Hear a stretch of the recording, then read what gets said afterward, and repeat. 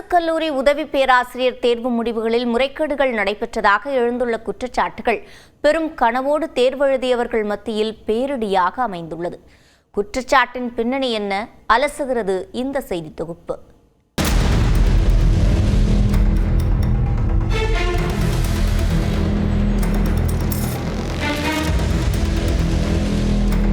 அரசு கல்லூரி உதவி பேராசிரியர் தேர்வு முடிவுகளில் முறைகேடுகள் நடந்திருப்பதாக குற்றச்சாட்டுகள் எழுந்ததை அடுத்து ஆசிரியர் தேர்வு வாரியம் இன்று முக்கிய ஆலோசனையில் ஈடுபட உள்ளது. தமிழ்நாட்டின் அரசு கலை மற்றும் அறிவியல் கல்லூரிகளில் காலியாக உள்ள 2708 உதவி பேராசிரியர் பணியிடங்களை நிரப்புவதற்காக கடந்த ஆண்டு டிசம்பர் 27ஆம் தேதி தேர்வு நடைபெற்றது. இந்த தேர்வை முனைவர் பட்டம் பெற்றவர்கள், முதுகலை பட்டம் பெற்றவர்கள் என மொத்தம் 47,064 பேர் பெரும் கனவுகளோடு பங்கேற்று எழுதினர். இதில் தமிழ் மொழிக்கான தேர்வு தவிர 100 வினாக்களுக்கு 1.5 மதிப்பெண் வீதம், 150 மதிப்பெண்களுக்கு பாடம் சார்ந்த கொள்குறி வினாக்கள் அடங்கிய மெயின் தேர்வும், அதோடு 50 மதிப்பெண்களுக்கான விளக்க கட்டுரை தாள் சேர்த்து மொத்தம் 200 மதிப்பெண்களுக்கு தேர்வு நடைபெற்றது. இதற்கான தேர்வு முடிவுகள் கடந்த 25ஆம் தேதி வெளியான நிலையில் தேர்வர்கள் மற்றும் கல்வியாளர்கள் மத்தியில் பெரும் சர்ச்சையும் அதிர்ச்சியையும் ஏற்படுத்தியது. அதாவது 150 மதிப்பெண்களுக்கு நடைபெற்ற மெயின் பாடத் தேர்வில் அதிக மதிப்பெண் பெற்ற பல தேர்வர்கள் பொது அறிவு சார்ந்த விளக்க கட்டுரை தாளில் 50க்கு 0 மதிப்பெண் பெற்றதாக கூறப்படுகிறது. குறிப்பாக மகளிர் உரிமை தொகை, சமூக முன்னேற்றத்தை ஏற்படுத்திய அரசின் நலத்திட்டங்கள், அரசின் கல்விக் கொள்கை, பெண்கள் முன்னேற்றம் மற்றும் சமூக நீதியில் அரசு திட்டங்களின் பங்களிப்பு உள்ளிட்ட எளிமையான கேள்விகள் இடம்பெற்றிருந்த போதும் முனைவர் பட்டம் பெற்ற தேர்வர்கள் உட்பட பலர் 0 மதிப்பெண் பெற்றது சந்தேகத்தை எழுப்புவதாக கல்வியாளர்கள் சுட்டிக்காட்டி வருகின்றனர். இதற்கு நேர்மாறாக மெயின் பாடத் தேர்வில் குறைந்த மதிப்பெண் பெற்ற தேர்வர்கள் பலர் விளக்க கட்டுரை தாளில் 50க்கு 49 மதிப்பெண்கள் வரை பெற்றதாக கூறப்படுவது சந்தேகத்தை வலுப்படுத்தியது. மேலும் ஆங்கில பாடத்திற்கான தேர்வு முடிவில் குறிப்பிட்ட சில தேர்வர்களின் மதிப்பெண்கள் கலரால் அடிக்கோடிட்டு காட்டப்பட்டுள்ளதாக சுட்டிக்காட்டி எதற்காக குறிப்பிட்ட பதிவெண்களுக்கான மதிப்பெண்கள் கலர் செய்யப்பட்டன என்று தேர்வர்கள் கேள்வி எழுப்பி வருகின்றனர். இந்நிலையில் அரசு கல்லூரி உதவி பேராசிரியர் தேர்வு முடிவுகளில் முறைகேடுகள் நடைபெற்றதாக எழுந்துள்ள புகார்கள் குறித்து அரசியல் தலைவர்கள் தங்களது கண்டனத்தை வெளிப்படுத்தியுள்ளனர். முறைகேடு புகார் மீது உரிய விசாரணை மேற்கொள்ள வேண்டும் என்று அதிமுக பொதுச் செயலாளர் எடப்பாடி பழனிசாமி வலியுறுத்தியுள்ளார். உள்நோக்கமின்றி நடைபெற்ற குளறுபடியாக தோன்றவில்லை என்று சந்தேகம் எழுப்பியுள்ள பாமக தலைவர் அன்புமணி விசாரணை முடியும் வரை ஆழ்தேர்வு நடைமுறையை நிறுத்த வலியுறுத்தியுள்ளார். பல்லாயிரக்கணக்கான தேர்வர்களின் நம்பிக்கையை சிதைக்கும் முறைகேடுகளுக்கு இடமளிக்க கூடாது என்று தெரிவித்துள்ள இந்திய கம்யூனிஸ்ட் கட்சியின் மாநில செயலாளர் வீரபாண்டியன் விசாரணைக்கு ஆணையிட கேட்டுக் கொண்டுள்ளார். இந்த சூழலில் முறைகேடுகள் புகார் தொடர்பாக உயர்கல்வித்துறை செயலாளருடன் ஆசிரியர் தேர்வு வாரிய தலைவர் ஜெயந்தி இன்று முக்கிய ஆலோசனை நடத்துகிறார். இந்த ஆலோசனைக்கு பிறகு முக்கிய முடிவு வெளியாகும் என்று ஆசிரியர் தேர்வு வாரிய வட்டாரங்கள் தெரிவிக்கின்றன. எப்படி இருந்தாலும் பெரும் கனவுகளோடு தேர்வெழுதிய தேர்வர்களின் நலனை மையப்படுத்திய முடிவாக இருக்க வேண்டும் என்பதே கல்வியாளர்களின் விருப்பமாக உள்ளது. தொடர்வது ஒரு நிமிட செய்திகள். தமிழ்நாட்டின் புதுக்கோட்டை, ராணிப்பேட்டை உள்ளிட்ட மாவட்டங்களிலும் புதுச்சேரியிலும் பரவலாக மழை பெய்தது. புதுக்கோட்டை மாநகராட்சி பகுதிகளில் அரை மணி நேரத்திற்கும் மேலாக இடி மின்னலுடன் கனமழை பெய்தது. ராணிப்பேட்டை மற்றும் அதன் சுற்றுவட்டார பகுதிகளில் 1 மணி நேரத்திற்கும் மேலாக வெளுத்து வாங்கிய மழையால் பொதுமக்களும் வாகன ஓட்டிகளும் சிரமத்திற்கு உள்ளாகினர்.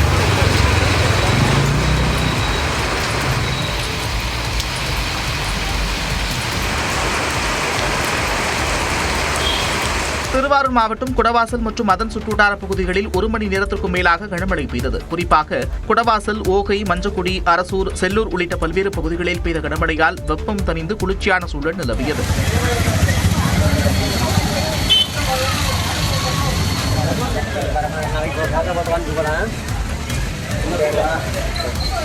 இதனிடையே புதுச்சேரியின் ராஜ்பவன், உப்பள்ளம், உருளையான்பேட்டை, காலாப்பட்டு, லாஸ்பேட்டை, முதலியார்பேட்டை, தட்டாஞ்சாவடி உள்ளிட்ட பல்வேறு பகுதிகளில் பரவலாக மழை பெய்தது.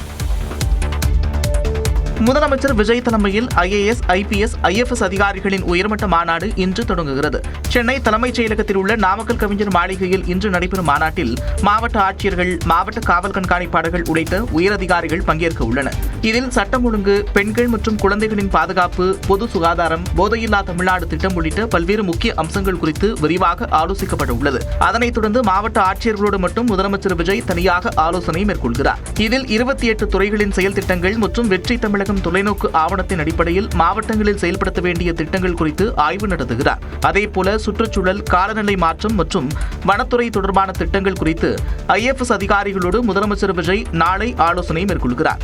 இதில் பசுமை தமிழ்நாடு திட்டம், வனப்பகுதிகளில் சாலை மேம்பாடு உள்ளிட்ட விவகாரங்கள் குறித்து விவாதிக்கப்பட உள்ளது. முதலமைச்சர் விஜய் தலைமையில் நடைபெறும் முதல் IAS, IPS, IFS அதிகாரிகளின் மாநாடு என்பதால் இந்த கூட்டம் கவனம் பெற்றுள்ளது. எந்த நேரத்திலும் தேர்தல் வரலாம் என்பதால் 100% திமுகவினர் தயாராக இருக்க வேண்டும் என திமுக தலைவர் மு க ஸ்டாலின் தெரிவித்துள்ளார். அதிமுக உட்பட மாற்றுக் கட்சியினர் சுமார் 5000 பேர் திமுகவில் இணையும் விழா சென்னை மாநகரத்தில் நடைபெற்றது. இதில் பங்கேற்று பேசிய ஸ்டாலின் எம்ஜிஆரை மையப்படுத்தி பேசினார். மக்கள் திலகம் எம்ஜிஆர் அவர்கள் இருந்த கழகத்திற்கு வந்திருக்கிறீங்க. அவர் மக்கள் திலகம் எம்ஜிஆர் அவர்கள் பொருளாளராக இருந்து செயல்பட்ட இந்த இயக்கத்திற்கு நீங்க வந்திருக்கிறீங்க. ஸ்டாலின் முதல்வராக வேண்டும் என மக்கள் வாக்களித்த கட்சியினரின் ஆதரவில்தான் தற்போதைய ஆட்சி நடைபெறுகிறது என்றார். தேர்தல் எப்ப வேண்டுமானாலும் வரலாம், விரைவில் வரலாம், ஒரு 3 மாசம் கழிச்சு வரலாம், ஒரு 6 மாசம் கழிச்சு வரலாம். மோட இருந்த கூட்டணி கட்சி, நீங்க திமுக தான் ஜெயிக்கணும், ஸ்டாலின் தான் முதலமைச்சர் ஆகணும் ஓட்டு போட்டீங்கல்ல, தமிழ்நாட்டு மக்கள் ஓட்டு போட்டாங்கல்ல, அந்த கட்சி கூட்டணி நம்மோடு இருந்த கூட்டணி கட்சி ஆதரவுல தான் இன்னைக்கு இந்த வண்டி ஓடிக்கிட்டு இருக்கு. தாவேக அரசு சட்டம் ஒழுங்கு பிரச்சனையில் கவனம் செலுத்தவில்லை என்றும் ஸ்டாலின் குற்றம் சாட்டினார். இன்னொரு பக்கத்தில் மின்வெட்டு, விவசாயிகள் போராட்டம், பல்வேறு பிரச்சனைகள். ஆனா எதை பத்தி கவலைப்படாம ஒரு டேக் டைவர்ஷன், திசை திருப்புற வேலையில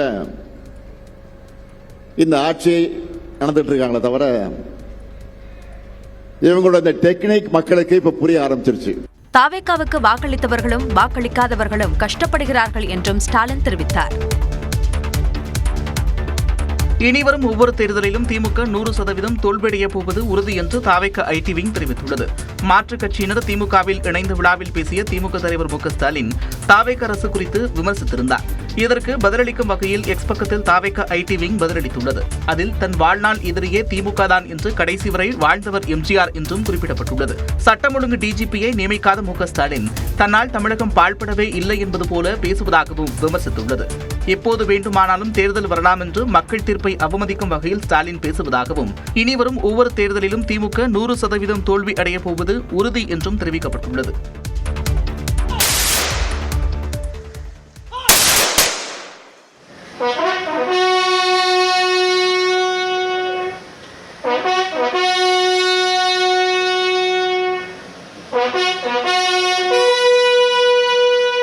மறைந்த இயக்குனரும் நடிகருமான பாக்யராஜின் உடல் 72 குண்டுகள் முழங்க அரசு மரியாதையுடன் தகனம் செய்யப்பட்டது.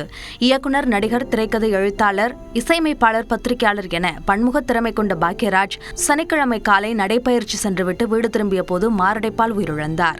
உறவினர்கள் மற்றும் பொதுமக்களின் அஞ்சலிக்கு பிறகு நுங்கம்பாக்கத்தில் உள்ள வீட்டிலிருந்து பாக்யராஜின் உடலை நடிகர்கள் சரத்குமார், பார்த்திபன் உள்ளிட்டோர் தோளில் சுமந்து வந்து வாகனத்தில் ஏற்றினர். பெசன் நகர் மின் மயானத்தில் தமிழ்நாடு அரசு சார்பில் அமைச்சர்கள் ஆனந்த், ராஜ்மோகன் ஆகியோர் மலர் வளையம் வைத்து மரியாதை செலுத்தினர். மேலும் 72 குண்டுகள் முழங்க அரசு மரியாதை அளிக்கப்பட்டது. பாக்யராஜின் உடலுக்கு மனைவி பூர்ணிமா முத்தமிட்டு பிரியாவிடை கொடுத்தார். தொடர்ந்து மகன் சாந்தனு தந்தை பாக்யராஜுக்கு இறுதி சடங்கை செய்தார். அதன் பிறகு பாக்யராஜின் உடல் தகனம் செய்யப்பட்டது.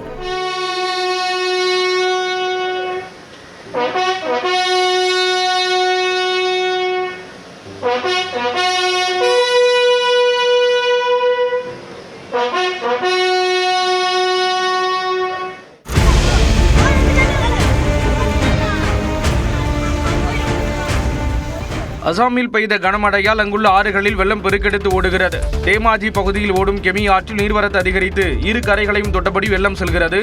அங்குள்ள 300 மீட்டர் நீளமான இரும்பு பாலம் வெள்ளத்தில் அடித்துச் செல்லப்பட்டது.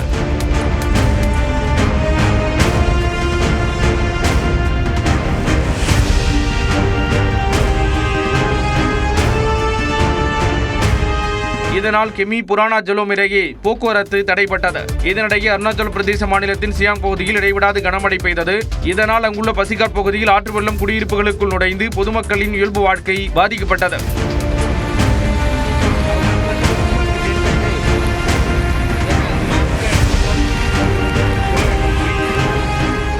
அங்குள்ள சிபோகோராங் ஆற்றில் அமைக்கப்பட்டிருந்த பாலம் வெள்ளத்தில் அடித்துச் செல்லப்பட்டது.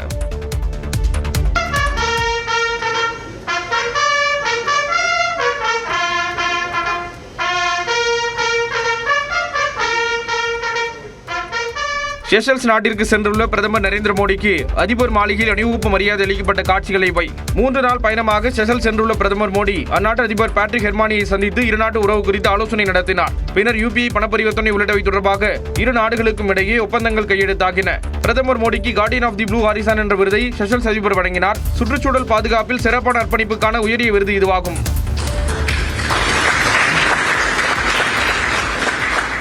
இந்த விருது கொடுக்கப்பட்டுள்ளது இந்திய மக்களுக்கும் தனக்கும் பெருமை சேர்ப்பதாக பிரதமர் நரேந்திர மோடி கூறினார். பருவநிலை மாற்றத்தின் தாக்கத்தை குறைக்க போராடும் அனைத்து நாடுகளுக்கும் இந்த விருதினை அர்ப்பணிப்பதாக அவர் கூறினார்.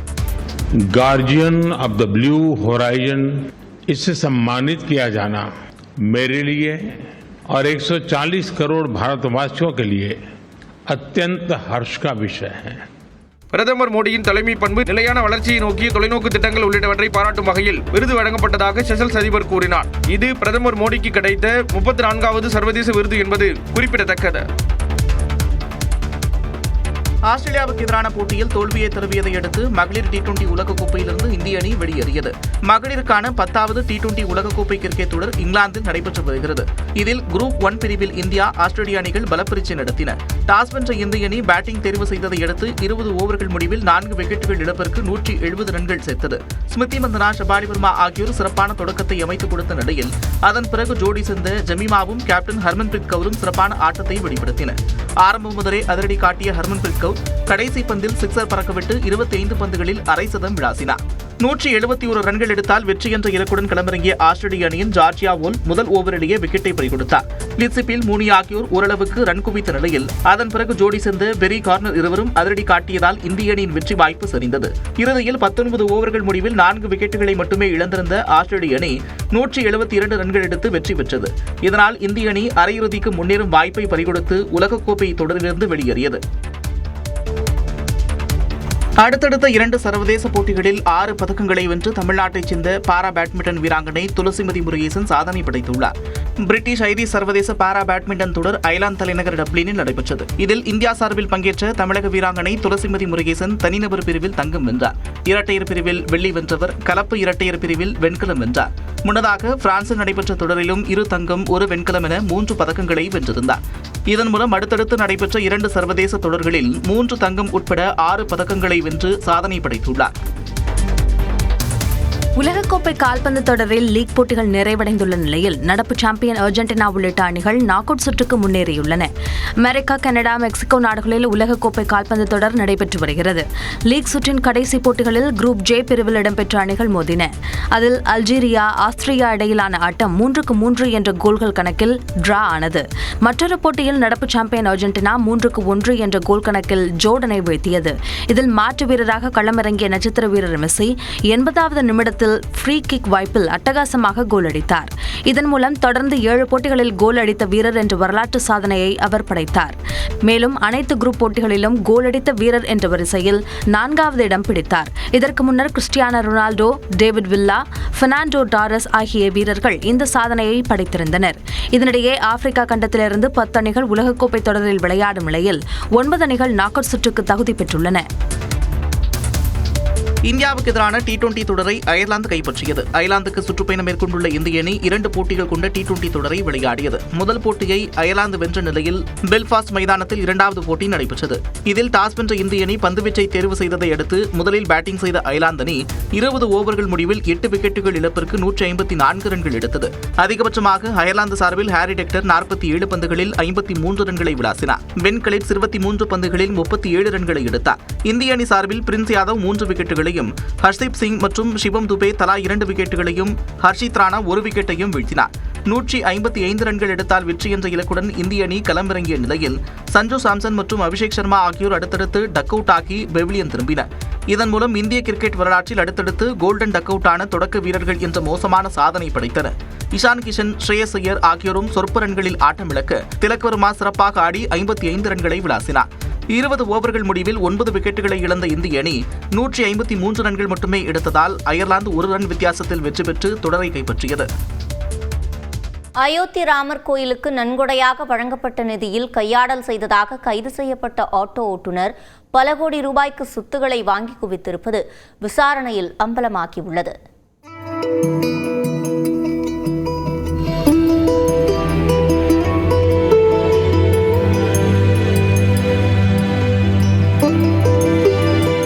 உத்தரப்பிரதேசத்தில் அமைந்துள்ள அயோத்தி ராமர் கோவிலுக்கு பக்தர்கள் காணிக்கையாக வழங்கிய தொகையில் சுமார் 7 கோடி ரூபாய் அளவுக்கு ரொக்கம் காணாமல் போனதாக கூறப்படுகிறது.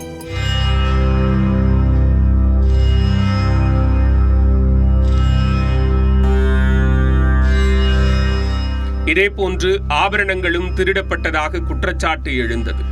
இதுகுறித்து விசாரிக்க சிறப்பு விசாரணை குழு அமைத்து மாநில அரசு உத்தரவிட்டது.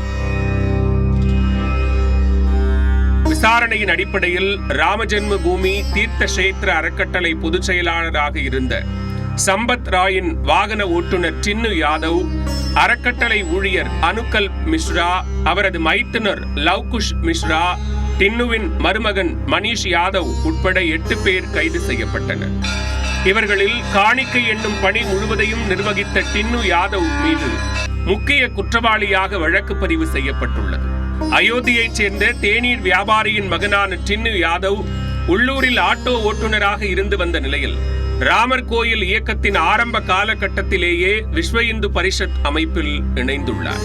அதன் பிறகு மத்திய அரசால் அயோத்தியில் ராமர் கோயில் கட்டுவதற்கும் நிர்வகிப்பதற்கும் உருவாக்கப்பட்ட ராமஜென்ம பூமி தீர்த்த கஷேத்திர அறக்கட்டளையின் பொதுச் செயலாளராக இருந்த சம்பத் ராயின் நம்பிக்கையை பெற்று அவரது தனிப்பட்ட ஓட்டுநராக மாறினார்.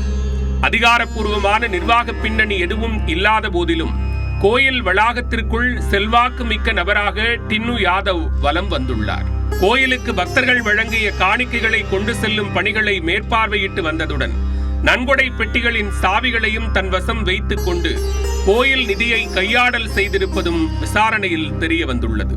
டின்னு யாதவ், அனுகல்ப் மிஸ்ரா உள்ளிட்ட ராமர் கோவிலில் கையாடல் செய்த பணத்தின் மூலம் அயோத்தியை சுற்றி ஏராளமான சொத்துக்களை வாங்கி குவித்திருப்பதாக சிறப்பு புலனாய்வு குழு தெரிவித்துள்ளது. குறிப்பாக டின்னு யாதவ் 50 கோடி ரூபாய்க்கு சொத்துக்களை குவித்திருப்பதாகவும் கூறப்படுகிறது. ஆனால் இந்த குற்றச்சாட்டை நிராகரித்துள்ள டின்னு யாதவ் தான் ஆட்டோ ஓட்டி சம்பாதித்த பணத்தின் மூலம் 2008இல் சொத்துக்களை வாங்கியதாகவும் ராமர் கோவிலில் நன்கொடைகளை எண்ணுவதிலோ அல்லது கையாளுவதிலோ தனக்கு எந்த பங்கும் இல்லை என்றும் விளக்கமளித்துள்ளார். இந்த விவகாரத்தில் உண்மை எதுவென்பதை கடவுள் ராமர் தீர்மானிப்பார் என்றும் டின்னு யாதவ் தெரிவித்துள்ளார். கைதான டின்னு யாதவ் உட்பட 8 பேர் மீதும் குற்றச்சதி, திருட்டு, நம்பிக்கை மோசடி உள்ளிட்ட பிரிவுகளின் கீழ் வழக்கு பதிவு செய்யப்பட்டிருக்கும் நிலையில் அவர்களது வீடுகளில் சிறப்பு புலனாய்வு குழுவினர் அதிரடி சோதனையில் ஈடுபட்டனர். அப்போது டின்னு யாதவின் மனைவி காவல்துறையினர் வருவதற்கு முன்பே வீட்டை பூட்டிவிட்டு வெளியே சென்றது தெரிய வந்தது. மற்றொரு குற்றவாளியான மனிஷ் யாதவின் இல்லமும் பூட்டப்பட்டிருப்பது கண்டறியப்பட்டது.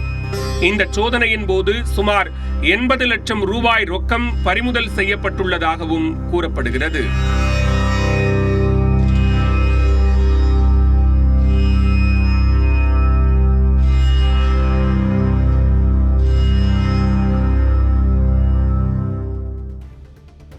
தொடர்வது காலை விரைவு செய்திகள்.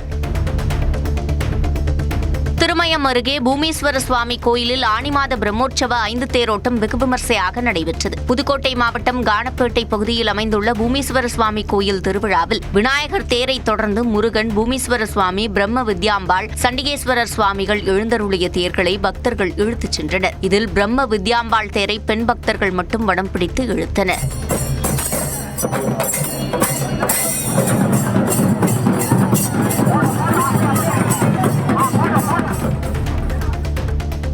மொஹரம் பண்டிகை மற்றும் தொடர் விடுமுறை முடிந்து சென்னை திரும்பிய பயணிகளால் கள்ளக்குறிச்சி மாவட்டம் உளுந்தூர்பேட்டை சுங்கச்சாவடியில் கடும் போக்குவரத்து நெரிசல் ஏற்பட்டது. ஆயிரக்கணக்கான வாகனங்கள் குவிந்ததால் எதிர்திசை வழித்தடமும் சென்னைக்கு செல்லும் வாகனங்களுக்கு திருப்பப்பட்டு போக்குவரத்தை ஒழுங்குபடுத்தும் பணியில் சுங்கச்சாவடி நிர்வாகம் மற்றும் போலீசார் ஈடுபட்டனர்.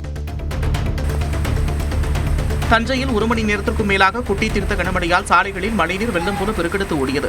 திருமலை சமுத்திரம், திருக்கானூர்பட்டி, வல்லம், பூதலூர், ஐயம்பேட்டை, கபிஸ்தலம் உள்ளிட்ட பல்வேறு பகுதிகளில் மழை பெய்தது. மழையால் குளிர்ச்சியான சூழல் நிலவியதால் பொதுமக்கள் மகிழ்ச்சியடைந்தனர்.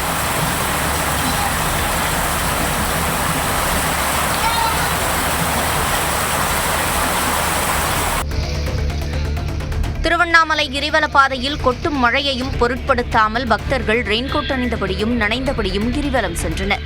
விடுமுறை தினத்தையொட்டி பல்வேறு மாவட்டங்களிலிருந்து திருவண்ணாமலையில் குவிந்த ஆயிரக்கணக்கான பக்தர்கள் அண்ணாமலையார் மற்றும் உண்ணாமலையம்மனை தரிசித்தனர். திடீரென மழை பெய்த நிலையில் அதை பொருட்படுத்தாமல் நமச்சிவாய மந்திரத்தை உச்சரித்தபடி பக்தர்கள் கிரிவலம் சென்றனர்.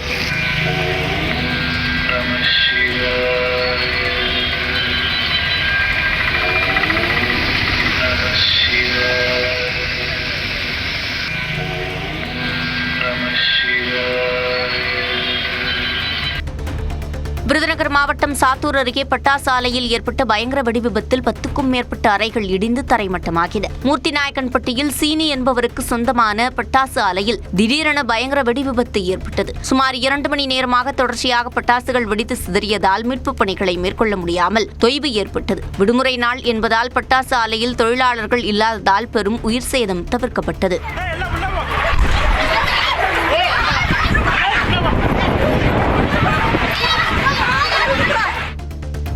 தமிழ்நாட்டில் நீண்ட காலமாக புதிய பணியிடங்கள் உருவாக்கப்படாத நிலையில் அவற்றை புதுப்பித்து வேலைவாய்ப்புகளை உருவாக்கும் பணிகள் நடைபெற்று வருவதாக அமைச்சர் நிர்மல்குமார் கூறினார். மதுரை மாவட்டம் திருப்பரங்குன்றத்தில் நடைபெற்ற தனியார் கல்லூரி பட்டமளிப்பு விழாவில் பேசிய அவர் பள்ளிக் கல்லூரிகளில் ஆசிரியர்கள் உள்ளிட்ட பல்வேறு பணியிடங்களுக்கு வேலைவாய்ப்புகளை அதிகரிக்கும் நடவடிக்கைகளை அரசு மேற்கொண்டு வருவதாக கூறினார்.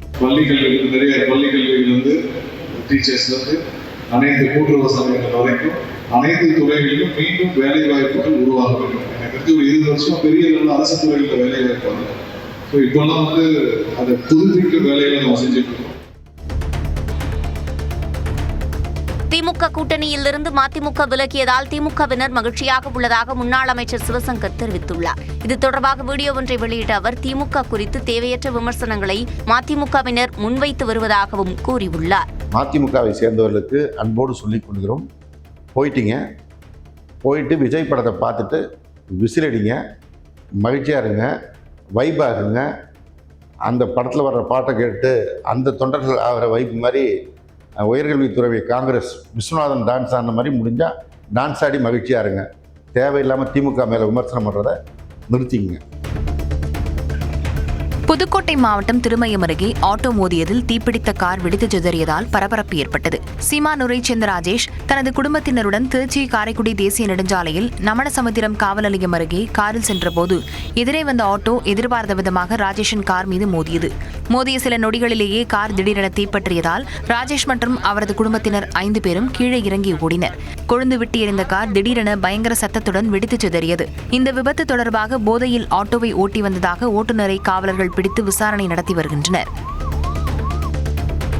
கோவையில் உள்ள தென்னிந்திய ஜவுளி ஆராய்ச்சி மையத்தில் நடைபெற்ற ஜவுளி பொருள் கண்காட்சியை மத்திய ஜவுளித்துறை அமைச்சர் கிரிராஜ் சிங் திறந்து வைத்தார். அவினாசி சாலையில் உள்ள தென்னிந்திய ஜவுளி ஆராய்ச்சி மையத்தில் கண்காட்சியை திறந்து வைத்த அமைச்சர் கிரிராஜ் சிங் பருத்தியின் பல்வேறு வகைகள், கைத்தறி நெசவு துணி ரகங்கள் மற்றும் செயற்கை பருத்தியில் உருவாக்கப்பட்ட துணி ரகங்கள் குறித்து ஆராய்ச்சி மைய விஞ்ஞானிகள் மற்றும் ஜவுளி உற்பத்தியினரிடம் கேட்டறிந்தார். இதைத் தொடர்ந்து ஜவுளி மற்றும் பருத்தி உற்பத்தி சங்க நிர்வாகிகளோடு அவர் ஆலோசனை மேற்கொண்டார். விருதுநகர் மாவட்டம் அருப்புக்கோட்டையில் உள்ள மீனாட்சி சொக்கநாதர் கோயிலில் ஆனி பிரம்மோற்சவ தேரோட்டம் விமர்சையாக நடைபெற்றது. மீனாட்சி சொக்கநாதர் கோயிலில் ஆனி பிரம்மோற்சவ விழா கடந்த 18ஆம் தேதி கொடியேற்றத்துடன் தொடங்கியது. இந்நிலையில் இத்திருவிழாவின் முக்கிய நிகழ்வான தேரோட்டத்தையொட்டி திருத்தேரில் சொக்கநாதரும் மீனாட்சி அம்மனும் எழுந்தருள ஓம் நமச்சிவாய கோஷங்கள் முழங்க பல்லாயிரக்கணக்கான பக்தர்கள் தேரினை வடம் பிடித்து இழுத்தனர்.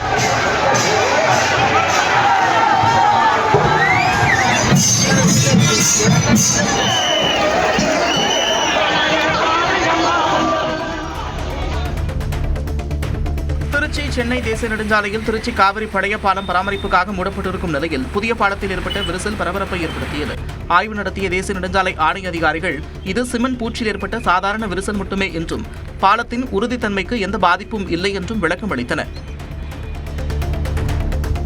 சூர்யா மக்கள் தலைவராக வருவதை யாராலும் தடுக்க முடியாது என அகில இந்திய சூர்யா நற்பணி இயக்க நிர்வாகி ஒருவர் பேசியிருப்பது கவனம் ஈர்த்துள்ளது. நடிகர் சூர்யா அரசியலில் நுழைகிறாரா என்ற கேள்வியையும் எழுப்பியுள்ளது.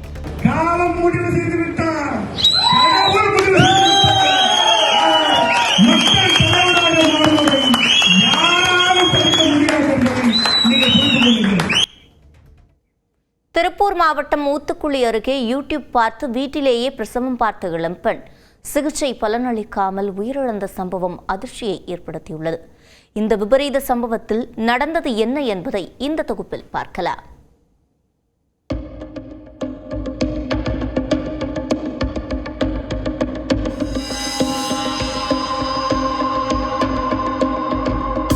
யூடியூப் பார்த்து வீட்டிலேயே பிரசவம், இரத்தப்போக்கு ஏற்பட்டு உயிரிழந்த இளம்பெண், அலட்சியத்துடன் குழந்தை பெற்றெடுத்து விபரீதத்தில் முடிந்த சம்பவம் நடந்தது என்ன? திருப்பூர் மாவட்டம் ஊத்துக்குளி அருகே தலவாய்ப்பாளையத்தைச் சேர்ந்த கார்த்திக் என்பவரின் மனைவி சசிகலா. இவர்களுக்கு ஏற்கனவே 4 வயதில் பெண் குழந்தை இருக்கும் நிலையில் இரண்டாவதாக கருவுற்ற சசிகலாவிற்கு வீட்டிலேயே இயற்கை முறையில் பிரசவம் பார்த்தனர். கடந்த 24ஆம் தேதி பிரசவத்தில் பெண் குழந்தை பிறந்த நிலையில் இரத்தப்போக்கு நிற்காமல் உடல்நலம் பாதிக்கப்பட்ட சசிகலா பெருந்துறையில் அரசு மருத்துவமனையில் அனுமதிக்கப்பட்டுள்ளார். ஆனால் இரத்தப்போக்கு நிற்காததால் மேல் சிகிச்சைக்காக கோவை தனியார் மருத்துவமனையில் சேர்க்கப்பட்டார். அங்கு சிகிச்சை பலனின்றி சசிகலா பரிதாபமாக உயிரிழந்தார். இந்நிலையில் பெண்ணின் இறப்பு தொடர்பாக திருப்பூர் மாவட்ட சுகாதாரத்துறையினர் மற்றும் ஊத்துக்குளி போலீசார் விசாரணை நடத்தி வருகின்றனர். இயற்கை முறை பிரசவம் என்று வீட்டிலேயே விபரீத செயலில் ஈடுபட்டதால் சசிகலா உயிரிழந்திருப்பதாக முதற்கட்ட விசாரணையில் தெரியவந்தது. காய்ச்சல், தலைவலியை கையாள்வதைப் போலவே குழந்தை பெற்றெடுப்பதையும் அலட்சியமாக கையாண்டுள்ளனர். இதனால் சசிகலாவின் கணவர் உட்பட ஒட்டுமொத்த குடும்பத்தினரையும் விசாரணை வளையத்திற்குள் கொண்டு வந்துள்ளனர். பிரேத பரிசோதனை முடிவிலும் போலீசாரின் விசாரணையிலும் சசிகலாவின் இறப்பிற்கான மர்மம் வெட்ட வெளிச்சமாகும். காலை விரைவு செய்திகளை தொடர்ந்து பார்க்கலாம்.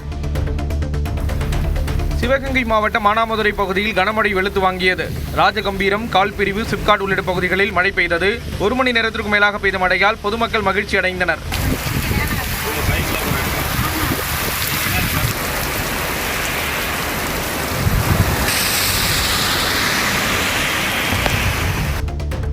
நீலகிரி மாவட்டம் கோத்தகிரி அருகே யானை ஒன்று பலாமரத்தில் ஏறி பழங்களை பறித்து சுவைத்த வீடியோ காட்சி வெளியாகியுள்ளது. குஞ்சப்பனை அருகே உள்ள தோட்டத்தில் உள்ள பலாமரங்களில் ஏராளமான பலாப்பழங்கள் விளைந்துள்ளன.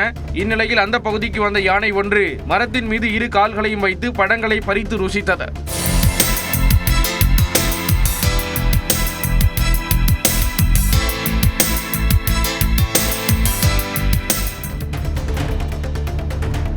திராவிடர் கழக தலைவர் கி வீரமணியை இந்து சமய அறநிலையத்துறை அமைச்சர் ரமேஷ் சந்தித்து பேசினார். திருச்சியிலிருந்து சென்னை வரும்போது இருவரும் ரயிலில் சந்தித்துக் கொண்டனர். இது தொடர்பான புகைப்படங்கள் தற்போது வெளியாகியுள்ளன.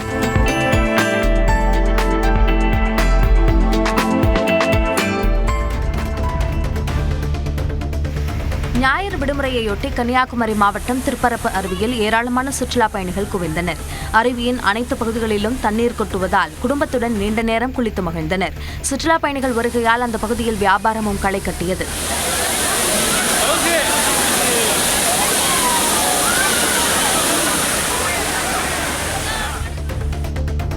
மதுரை மாவட்டம் சோழவந்தான் அருகே உள்ள நெடுங்குளம் கிராமத்தில் ஸ்ரீ வெங்கடநாதமுடைய ஐயனார் சுவாமி கோயில் உற்சவ திருவிழாவை முன்னிட்டு கிடாமுட்டு போட்டி கோலாகலமாக நடைபெற்றது. சுற்றுவட்டார கிராமங்களைச் சேர்ந்த ஏராளமான கிடாய்கள் பங்கேற்று விறுவிறுப்பாக மோதின. வெற்றி பெற்ற கிடாய்களின் உரிமையாளர்களுக்கு பித்தளை அண்டா பரிசாக வழங்கப்பட்டது. மேலும் போட்டியில் பங்கேற்ற அனைத்து கிடாய்களின் உரிமையாளர்களுக்கும் மரக்கன்றுகள் வழங்கப்பட்டன. விழுப்புரம் மாவட்டம் திண்டிவனம் தொகுதிக்குட்பட்ட மரக்காணம் பேரூராட்சியில் சேதமடைந்த பழங்குடியின இருளர் குடியிருப்பு பகுதியை அமைச்சர் வன்னியரசு நேரில் ஆய்வு செய்தார். பின்னர் செய்தியாளர்களிடம் பேசிய அவர் மக்களின் நலனை முன்னிறுத்திய சிறப்பு திட்டங்கள் குறித்து விரைவில் சட்டப்பேரவையில் அறிவிக்கப்படும் என்றும் தெரிவித்தார். அது கட்டாயம் அது குறித்து புதிய அறிவிப்புகள் வரும். மக்களுக்கான அறிவிப்புகள், கூடுதல் அறிவிப்புகள் எல்லாமே வரும். அதனால் அதை நோக்கி நாங்கள் பயணப்பட்டு விழுப்புரம் ஆவின் கூட்டுறவு நிலையத்தில் பால்வளத்துறை அமைச்சர் விஜயலட்சுமி திடீர் ஆய்வு மேற்கொண்டார். அப்போது பால் தர பரிசோதனை மேற்கொள்ளப்படும் விதம், பால் பாக்கெட்டுகள் தயாரிக்கும் நடைமுறை ஆகியவற்றை நேரில் பார்வையிட்டார். தொடர்ந்து செய்தியாளர்களிடம் பேசிய அவர் ஆவின் நிலையங்களை அதிகரிக்க வேண்டும் என்ற கோரிக்கை பரிசீலனையில் உள்ளதாக கூறினார். சிவகங்கை மாவட்டம் சிங்கம்புணரி அருகே மீனாட்சி சொக்கநாதர் கோயில் ஐம்பெரும் திருத்தேரோட்ட திருவிழா கோலாகலமாக நடைபெற்றது. முறையூர் மீனாட்சி சொக்கநாதர் கோயில் ஆணி தேரோட்ட திருவிழா கடந்த 20ஆம் தேதி கொடியேற்றத்துடன் தொடங்கியது. 10 நாட்கள் நடைபெறும் இத்திருவிழாவின் முக்கிய நிகழ்வான தேரோட்டத்தையொட்டி சுவாமிகளுக்கு சிறப்பு தீபாராதனை காண்பிக்கப்பட்டு சுவாமியும் அம்பாளும் கோயிலிலிருந்து அலங்கரிக்கப்பட்ட திருத்தேரில் எழுந்தருளினர். 4 ரத வீதிகளில் இசைவாத்தியங்கள் முழங்க அசைந்தாடி வந்த தேரை பக்தர்கள் வடம் பிடித்து இழுத்தனர்.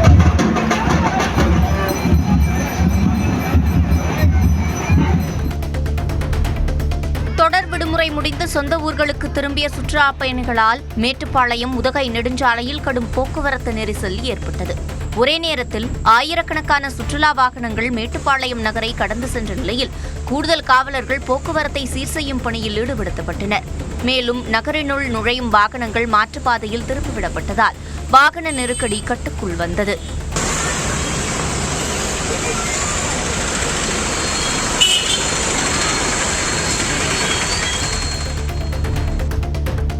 உதயசூரியன் சின்னத்தில் போட்டியிட வேண்டும் என்று திமுக தங்களுக்கு எந்த நிர்பந்தமும் அளிக்கவில்லை என்று மனிதநேய ஜனநாயக கட்சியின் தலைவர் தமிமுன் அன்சாரி தெரிவித்துள்ளார். திருச்சியில் செய்தியாளர்களை சந்தித்த அவர் உதயசூரியன் சின்னத்தில் நின்றால் வெற்றி கிடைக்கும் என்ற அடிப்படையில் போட்டியிட்டதாக கூறினார். தனிச்சின்னம் இல்லாத நேரத்தில் சுயேட்சை சின்னம் சொன்னால் அதிகபட்சம் 11 நாட்களுக்கு முன்பாக தானே கிடைக்கும். அதுக்குள்ளே போய் சேர்த்து மக்கள்கிட்ட அதை பதிய வைக்கிறதுக்குள்ள எதிர்த்தரப்பு வேகமான முன்னேற்றத்தை அடைஞ்சிருவாங்க. அப்போது எங்களை போன்ற வளரும் கட்சிகளுக்கு உடனடி வெற்றி தேவைப்படுகிறது. எங்களுடைய வளர்ச்சிக்கு வெற்றி தேவைப்படுகிறது. இந்த நேரத்தில் நாங்கள் அழுத்தமான முறையில் நாங்கள் மல்லு கட்டியிருந்தோம்னு சொன்னோம்னா நாங்கள் பின்னடைவை தான் சந்திக்க வேண்டி வரும். கிருஷ்ணகிரி மாவட்டம் தேன்கனிக்கோட்டை அருகே உள்ள மாரசுந்தரம் ஏரியில் 2 யானைகள் நீண்ட நேரம் குளித்து விளையாடிய காட்சிகள் பொதுமக்களை வியப்பில் ஆழ்த்தியது. தும்பிக்கையால் நீரை வாரி இறைத்தும் ஒன்றோடு ஒன்று விளையாடியும் மகிழ்ந்த யானைகளை கவி நரசிம்மர் கோவிலுக்கு சென்ற பக்தர்கள் தூரத்திலிருந்து ரசித்தனர்.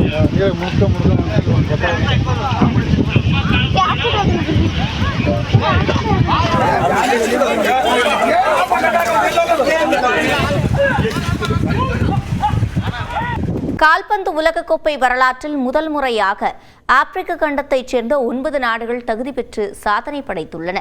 உலகளவில் அதிகம் பேர் பார்க்கும் விளையாட்டாக திகழ்கிறது கால்பந்து. அத்தகைய விளையாட்டின் உலகக்கோப்பை என்றால் கேட்கவா வேண்டும். உலக விளையாட்டு திருவிழா என்று வர்ணிக்கும் அளவிற்கு பல 100 கோடி பேர் ஒரே நேரத்தில் பார்த்து களிக்கும் நிகழ்வாக உலகக்கோப்பை கால்பந்து தொடர் விளங்குகிறது. பொதுவாக உலகக்கோப்பை கால்பந்து என்றாலே தென் அமெரிக்க கண்டத்தைச் சேர்ந்த நாடுகளும் ஐரோப்பிய நாடுகளுமே சாம்பியன்களாகி வருகின்றன. இந்த 2 கண்டங்களை தாண்டி உலகக்கோப்பை எங்கும் சென்றதே இல்லை. தென் அமெரிக்க நாடான பிரேசில் 5 முறையும், ஜெர்மனி 4 முறையும், நடப்பு சாம்பியன் அர்ஜென்டினா 3 முறையும், பிரான்ஸ், உருகுவே தலா 2 முறையும், இங்கிலாந்து, பிரான்ஸ் தலா 1 முறையும் கோப்பையை வென்றுள்ளன. ஆனால் அளவிலும் மக்கள் தொகையிலும் மிகப்பெரிய கண்டங்களான ஆசியாவும் ஆப்பிரிக்காவும் ஒரு முறை கூட கோப்பையை வென்றது இல்லை. அதிகபட்சமாக ஆசியாவிலிருந்து தென்கொரியா 1 முறையும், ஆப்பிரிக்க கண்டத்திலிருந்து மொராக்கோ 1 முறை அரையிறுதிக்கு தகுதி பெற்ற வரலாறு உண்டு. ஆசியா, ஆப்பிரிக்காவை விட தென் அமெரிக்கா மற்றும் ஐரோப்பிய நாடுகளில் கால்பந்து விளையாட்டின் அடிப்படை கட்டமைப்பு வலுவாக இருப்பதும், தரம் வாய்ந்த கால்பந்து கிளப்புகள் அமைந்திருப்பதுமே அவை தொடர்ந்து கோப்பையை வெல்ல காரணம். ஆனால் இந்த முறை உலக கால்பந்து கோப்பையில் ஆப்பிரிக்க அணிகள் வரலாற்றை மாற்றி எழுத தொடங்கியுள்ளன.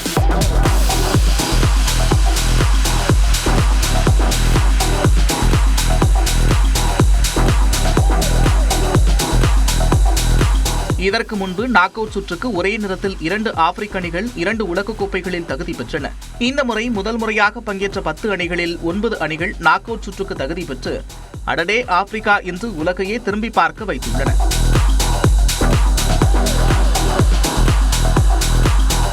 மொராக்கோ, எகிப்து, செனகல், கானா, காங்கோ, அல்ஜீரியா ஆகிய கால்பந்து உலகக்கோப்பையில் அவ்வப்போது தகுதி பெறும் நாடுகளை தவிர்த்து உலக வரைபடத்தில் கண்ணிலேயே படாத கேப் வெர்டே மற்றும் ஐவரி கோஸ்ட் நாடுகளும் நாக் அவுட் போட்டிகளுக்கு தகுதி பெற்றுள்ளன. வெறும் 5 லட்சம் மக்கள் தொகை மட்டுமே கொண்ட கேப் வெர்டே பலம் வாய்ந்த ஸ்பெயினுடன் கோலின்றி டிரா செய்தது வேற லெவல். அதற்கு அந்நாட்டின் 40 வயதான விண்டேஜ் கோல்கீப்பரான ஹொசினா முக்கிய காரணம். அவரும் ஒரே நாளில் உலக ஃபேமஸ் ஆகிவிட்டார்.